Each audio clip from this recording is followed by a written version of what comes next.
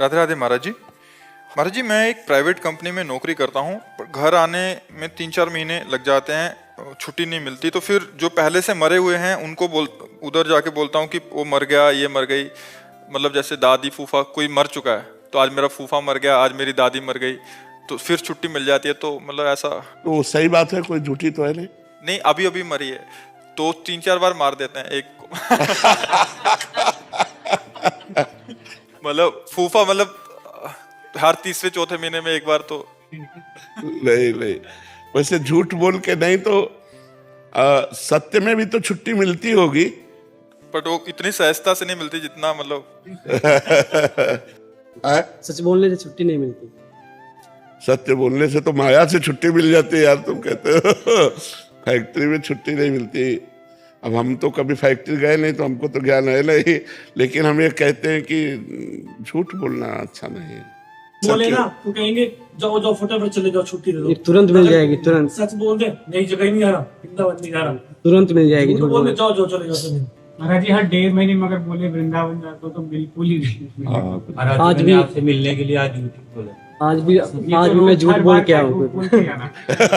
कलयुग का प्रभाव है, झूठा ही लेना, झूठा ही देना, झूठा ही भोजन, झूठ चबेना, कलयुग का एक प्रभाव है। लेकिन नहीं, असत्य संपातक पुंजा, ये पाप है, ये तो पक्का। झूठ बोलना पाप है।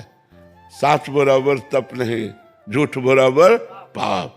जाके हृदय साच है, ताके हृदय आप। देखो, तो हमें चाहिए कि समस्याओं से भले हम लड़ें, लेकिन हम सत्य पर चलने की कोशिश करें, झूठ से बचने की कोशिश करें। अच्छा, भजन और धाम और भगवत प्राप्ति के लिए झूठ बोलना झूठ नहीं होता। जैसे आप भगवान के लिए रो रहे हैं, तो आपसे कोई पूछे कि आप भगवान के लिए रो रहे हैं, हमें कहाँ भगवान के लिए रोना था, आज हमारे शरीर में दर्द है इसलिए रो रहे, तो वो बच गए। जैसे एक सिद्ध महापुरुष थे, तो राजा के यहाँ भागवत हो रही थी, राजा भी बैठा हुआ था और भागवत हो रही पूरा। तो जो ही श्री कृष्ण रूप माधुरी का वर्णन हुआ, तो उन्होंने हुंकार मारी और बेहोश हो गए, और भागवतिक सारे सद्गुण प्रकट उनमें। अब राजा ने देखा ये लक्षण तो महाभागवत के हैं, वो उठा और चरणोदक उतारा और आरती की और हाथ जोड़े बैठा उनके चरणों के पास। जब वो भाव से बाहर हुए तो उन्होंने देखा कि राजा है। उनका महाराज कैसे बैठे हो? तो उनका आप में अष्ट सात्विक भाव देखे प्रेम के, इसलिए मैं धन्य हो गया। तो उनका नहीं नहीं, मेरे अष्ट सात्विक भाव नहीं आते, मुझे मिर्गी आती है। मिर्गी आती, बच गए अपने को। तो कहीं कहीं भागवतिक छुपाने के लिए, भजन को बढ़ाने के लिए, अपनी महिमा को गुप्त रखने के लिए वो झूठ बोल देना निषेध नहीं। जैसे आप धाम आए हैं तो ये निषेध नहीं कि आप झूठ बोल करके किसी कार्य प्रणाली से आप साधु समागम में आए, ये तो वो धन्य हो गया। सत्य से बढ़कर वो झूठ हो गया। आज हम बिहारी जी के दर्शन करेंगे, राधा वल्लभ जी के दर्शन करेंगे, वृंदावन की परिक्रमा देंगे, संत समागम, ये यही तो सत्य है, और तो सब झूठा ही है। हमें लगता है कि भागवतिक कार्यों के लिए यदि हम कहीं झूठ बोल देते हैं तो कोई परेशानी नहीं, लेकिन हम सांसारिक कार्यों के लिए झूठ से बचने की कोशिश करें। यद्यपि आज हम कह सकते हैं कि झूठ का बहुत बड़ा और सत्य का बहुत छोटा क्षेत्र रह गया है। हमें लगता है मोबाइल ये झूठ बुलवाता है। भाई, हम तो इस समय वृंदावन में तो नहीं, आगरे में है, कल आके बात करेंगे, वहां बगले वाले मकान में है। तो ये मोबाइल झूठ बोला। कलयुग का कुछ ऐसा प्रभाव हो गया है कि झूठ की बहुत ज्यादा चलन हो गई, नहीं हो गई? व्यापार में देखो तो हर कार्य में देखो, अब पता ही नहीं चल रहा कि आदमी सत्य बोलता कब है, नहीं पता चलता है। अब मानना ही पड़ेगा झूठ को, इस सत्य नहीं तो सत्य बोलना बड़ा कठिन होता चला जा रहा है, बड़ा कठिन होता चला जा रहा है। जहाँ सत्य पर हमें विश्वास है, वहाँ भी झूठ का प्रवेश हो रहा है।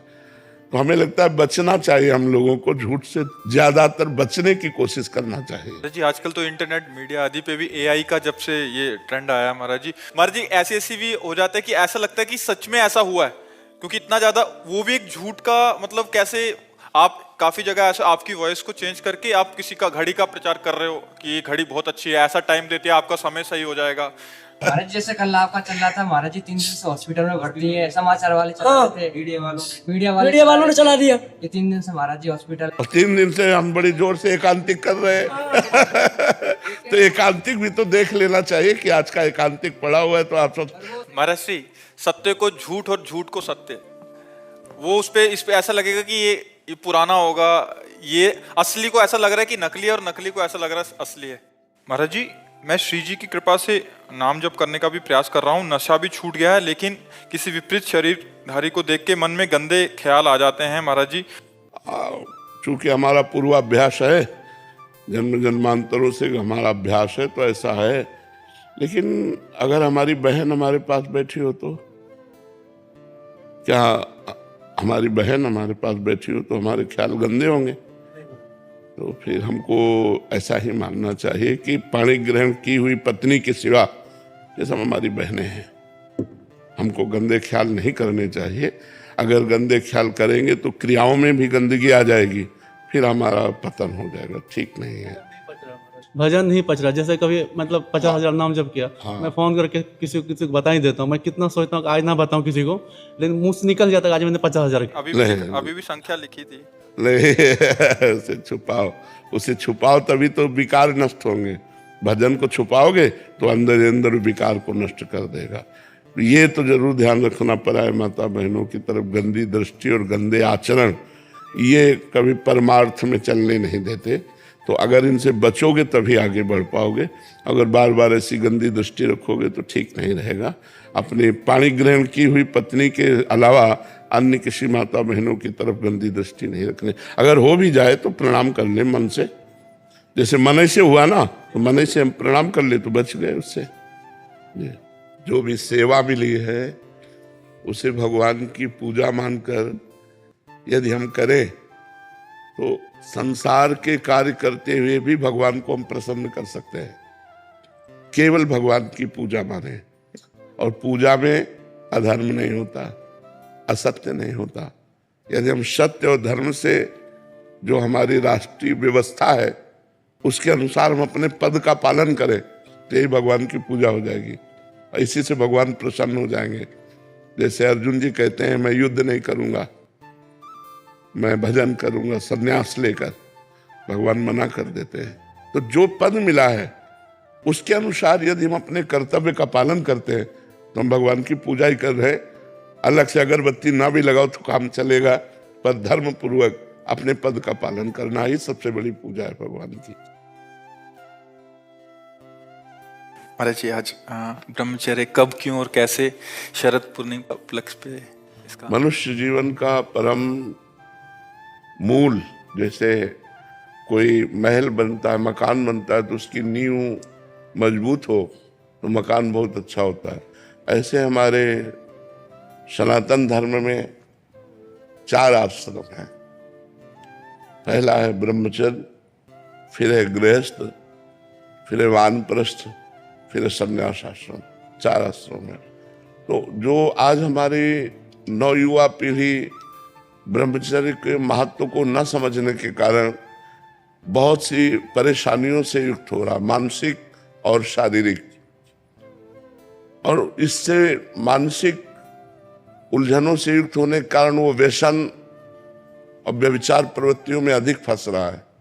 तो इसीलिए भगवान की प्रेरणा से, लाडली लाल की कृपा से ब्रह्मचर्य कब, क्यों और कैसे रहा जाए, ये वाणी लिखित बहुत ही जीवन में सहयोगी होगी। महाराज जी, आजकल के युवा बहुत सारे आपसे कनेक्ट हैं और वो सुधरना चाहते हैं, बट उनको उपाय पता नहीं है कि क्या खाएं, कब उठें, कैसे इससे ब्रह्मचर्य रहा जाए। महाराज जी, बहुत उपयोगी है, और उसमें हर एक विद्यार्थी के लिए, ग्रस्त के लिए, सन्यासी के लिए आपसे जो प्रश्न उत्तर हुए हैं महाराज जी, जो आपने समाधान दिए हैं युवकों को, तो महाराज जी वो भी अंतिम में पूरा इसका संकलन किया गया है।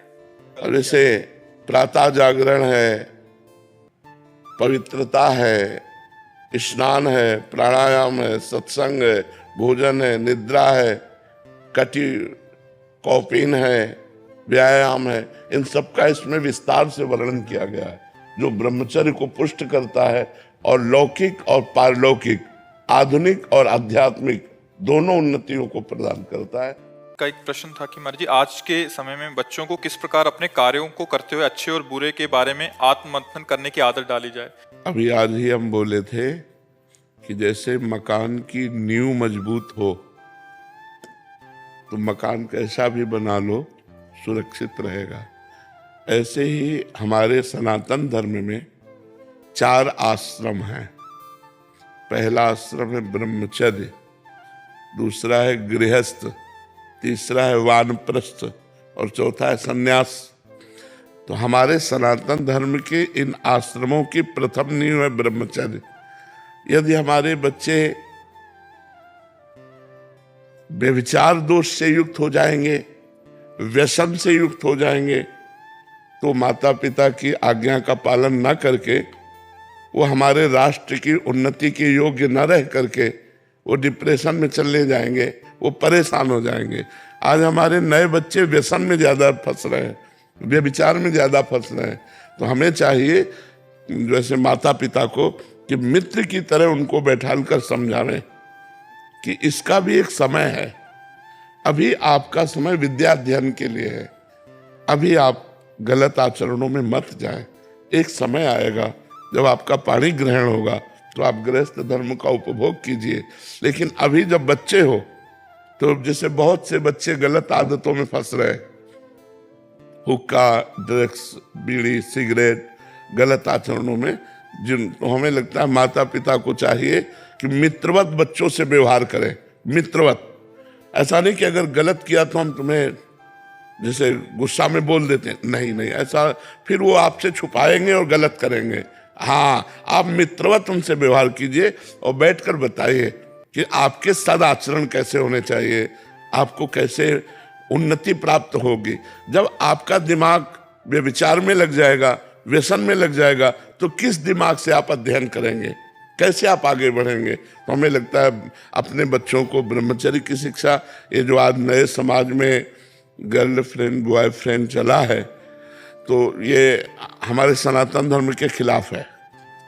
जो हमारे सनातन धर्म, हम दोस्ती के लिए मना नहीं करते, दोस्त बन जाओ, चाहे बच्चा बच्ची बन जाए, चाहे बच्चे बच्चे बन जाए, दोस्त बन जाओ, लेकिन गलत व्यवहार मत करो, व्यभिचार मत करो, गंदे आचरण मत करो, जिससे तुम्हारा जीवन उन्नतिमय हो जाए, भागवतिक हो जाए। अगर अध्यात्म के बिना आधुनिक उन्नति तो वो सही नहीं है। अध्यात्म के साथ आधुनिक उन्नति, तो देखो विद्या विनय सिखाती है, और आज के बच्चे पढ़ लिख कर माता पिता को जवाब दे रहे हैं, उद्दंडता कर रहे हैं, तो विनय कहाँ रही। विद्या विनयम ददाति, दैन्य होकर अपने माता पिता के पैर छूकर उनकी बात मानना आज हमारे सनातन धर्म का ये नियम। प्रातःकाल उठ के रघुनाथा, मात पिता गुरु नावे माथा, आज कहाँ रह गया है। कौन से बच्चे अपने माता पिता के रोज चरण छूते हैं। तो हमें लगता है उनको मित्रवत ब्रह्मचर्य की शिक्षा, व्यसन रहित होने की शिक्षा, व्यभिचार से बचने की शिक्षा, क्योंकि इससे हमारे बच्चों का दिमाग बदल जाता है, रास्ते बदल जाते हैं, पढ़ाई में अरुचि हो जाती है, माता पिता के प्रति अवहेलना हो जाती है। तो यही हमारे राष्ट्र के भविष्य हैं। इन्हीं बच्चों में कोई डॉक्टर बनेगा, कोई जज बनेगा, कोई नेता बनेगा। अगर यही सच्चरित्र और अच्छे विचार वाले बने तो लाखों को सुख प्रदान करेंगे। तो हमें लगता है ऐसी शिक्षा देनी चाहिए। और जिनका एक और प्रश्न था कि जैसे वायु शून्य प्रदेश में रखा हुआ दीपक हवा का झोंका ना लगने पर स्थिर भाव से जलता है, उसी प्रकार कैवल्य मोक्ष स्वरूप ज्ञान में आत्मा सब दोषों से रहित है और स्थिर है, उसका कोई आधार नहीं है, वही सबका आधार है। यानी आप ये समझे, क्या इस समय आप अपने को आत्मस्वरूप अनुभव करते हैं? नहीं, आप इस समय अपने को देह अनुभव करते हैं। देह विकारों का खजाना है, और देह से 2 ही प्रकार के कर्म होते हैं, शुभ और अशुभ कर्म। जैसे सेना विजयी हो तो सेना की जय नहीं बोली जाती, राजा की जय बोली जाती है। और सेना परास्त हो जाए तो बंदी राजा बना लिया जाएगा। राजा है आत्मा, और ये 3 शरीर है उसकी सेना। सेना अगर विषय भोगों में लिप्त हो गई तो उसको सुअर कुत्ता भी बनना पड़ेगा। जो निर्लेप निर्विकार आत्मा है, जो परमात्मा स्वरूप है, उसकी दुर्गति भी होगी, उसको नरक जाना पड़ेगा, उसको नाली का कीड़ा भी बनना पड़ेगा। तो हमें चाहिए, हम ही आत्मा है, कोई और नहीं। जो मैं है वो आत्मा है। मैं को शरीर में लगा देना, शरीर के भोगों में फंसा देना, यही हमसे कमी हो गई। अगर हम सदगुरु का आश्रय लेकर और सत्कर्म करते हुए अभिमान रहित होकर के भगवान का भजन करें तो सब ठीक हो जाएगा। खूब नाम जप करें, डट के नाम जप करें, सब ठीक हो जाएगा। कोई नशा न करे, मांस न खाए, गंदे आचरण न करें, नाम जप करें और दूसरों का परोपकार करें। जो परिस्थिति में बस ऐसे कष्ट में है, औषधि नहीं प्राप्त, भोजन नहीं प्राप्त, वस्त्र नहीं प्राप्त, हम उनका सहयोग करें। अगर भगवान ने हमें दे रखा है तो हमें सहयोग करना चाहिए, उससे भगवान की कृपा प्राप्त होती है। अंजलि जी बेंगलोर से। राधे राधे महाराज जी। महाराज जी आपके चरणों में कोटि कोटि प्रणाम। महाराज जी सभी गुरुजन हमको अपने अंदर देखने और अपने आप को देखने को बोलते हैं, हमें स्वयं को देखने और पहचानने की विधि क्या है? बहुत कठिन विधि है। पहले सत्य असत्य का विवेक हो, वो सत्संग से होता है। बिन सत्संग विवेक न होए। और जब विवेक होता है तो लोक परलोक के समस्त भोगों से वैराग्य हो, फिर शम इंद्रियों का निग्रह हो, दम मन का निग्रह हो, फिर हर कष्ट सहने की सामर्थ्य हो इस मार्ग में चलने के लिए। श्रद्धा, संत और गुरुजनों पर पूर्ण श्रद्धा और चित्त निरंतर भगवान के चिंतन में रत, और बस एक लगन, मैं इस संसार से मुक्त होकर के ये जानना चाहता हूं मैं कौन हूं। तब जाकर के इस संसार का त्याग होता है। ये संसार है, शरीर संसार है, मैं नहीं हूं। तो धंसता हुआ जब अंदर जाता है तो अपने आप से अपने आप को पहचान जाता है, लेकिन इसके लिए जन्म जन्म यत्न करना पड़ता है। तो भगवान का नाम जप करो, गंदे भोगों से बचो, गंदे दृश्यों से बचो, सांसारिक मनोरंजन से बचो, तब तो मन को मारोगे, तब तो अंदर आओगे। अभी तो बाहर ही है, अधिक समय मोबाइल में जा रहा है, व्यवहार में जा रहा है। अंदर कौन पहचानने की चेष्टा कर रहा है मैं कौन हूं? कहाँ पहचानने की चेष्टा कर रहा है? तो नाम जप करो, शास्त्र स्वाध्याय करो, संतों का संग करो, गंदे भोगों से वैराग्य धारण करो, तो विवेक के द्वारा हम जान पाएंगे कि हम कौन हैं। जब अपने को जान गए सो मुक्त हो गए। बस खेल है, अपने को जान गए सो मुक्त हो गए। अपने को जान नहीं पाए, अपने को स्त्री मान रहे, अपने को पुरुष मान रहे और संसार के भोगों में रहते हैं, इसलिए हमारा बार बार जन्म मरण हो रहा है। मोहित शर्मा जी। कोटि कोटि प्रणाम। राधे राधे महाराज जी। महाराज जी मैं एक ज्योतिषी हूँ, क्या मुझे लोगों से दक्षिणा लेने में पाप लगता है, और क्या किसी के भविष्य की कामना के लिए भी झूठ बोलना पाप है? ज्योतिष शास्त्र सत्य है, इस पर हम कोई प्रश्नवाचक सिद्ध नहीं लगाते।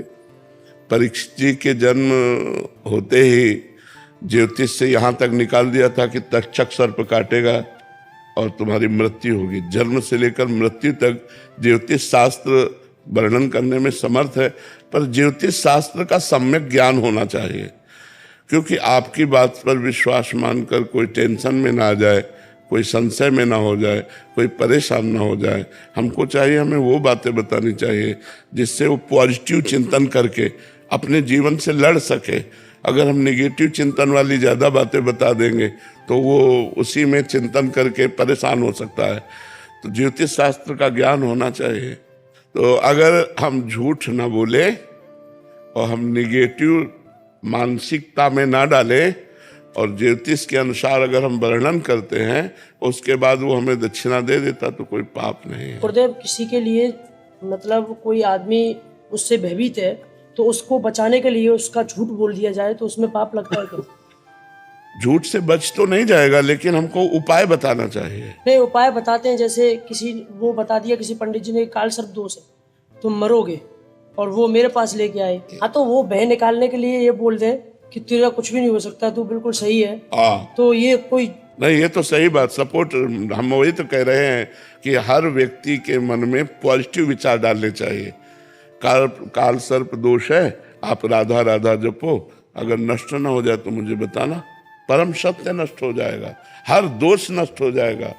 तो हमें लगता है कि जैसे आप लोगों के पास 10, 20, 25 लोग आते हैं, 50 लोग आते हैं, तो उनको उपाय बताइए। आप गजेंद्र मोक्ष का पाठ कीजिए, आप राम रक्षा स्तोत्र पढ़िए, हाँ आप नाम जप कीजिए, आप किसी ऐसे अनुष्ठान बताइए जिससे उसका मंगल हो।